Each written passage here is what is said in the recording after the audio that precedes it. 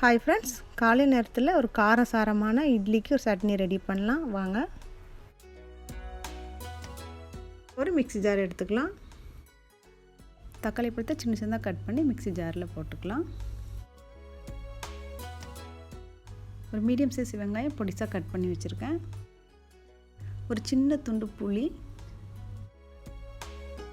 ஒரு 6 காஞ்ச மிளகாய், ஒரு சின்ன துண்டு இஞ்சி, கொஞ்சக்கான கருவேப்பிலை, கொஞ்சக்கான மல்லி இலை எல்லாத்தையும் ஒன்றா சேர்த்துக்கலாம்.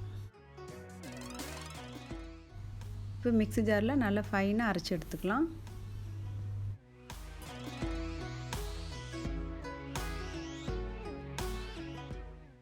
இந்த அளவுக்கு ஃபைனாக அரைச்சிக்கோங்க. இப்போ ஒரு சின்ன கடாய் வச்சுக்கலாம். 2 டேபிள் ஸ்பூன் நல்லெண்ணெய் நிறைய எடுத்துக்கோங்க. உடம்புல சூட்டை தணிக்கும். இப்போ எண்ணெய் நல்லா சூடாயிடுச்சு. 1/2 டீஸ்பூனு கடலைப்பருப்பு, 1/2 டீஸ்பூன் உளுந்தம்பருப்பு, 1/2 டீஸ்பூன் கடுகு, இப்போ 2 காஞ்ச மிளகாய் குட்டி குட்டியாக கட் பண்ணி போட்டுக்கலாம்.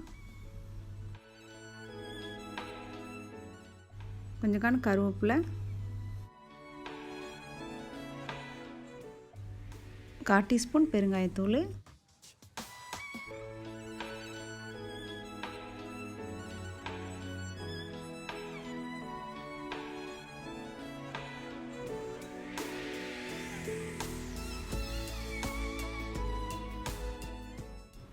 இந்த சட்னி கோதுமை தோசை இடியப்பத்துலாம் ரொம்ப நல்லாயிருக்கும். ட்ரை பண்ணி பாருங்கள்.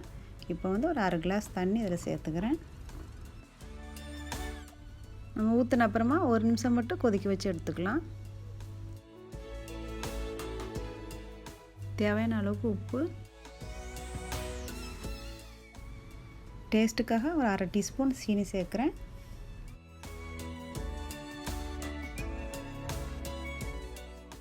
இந்த சட்னியை ஒரு நாளைக்கு முன்னாடி கூட ரெடி பண்ணி ஃப்ரிட்ஜில் வச்சுக்கலாம். மறுநாளைக்கு ரொம்பவே ஈஸியாக இருக்கும் நம்மளுக்கு.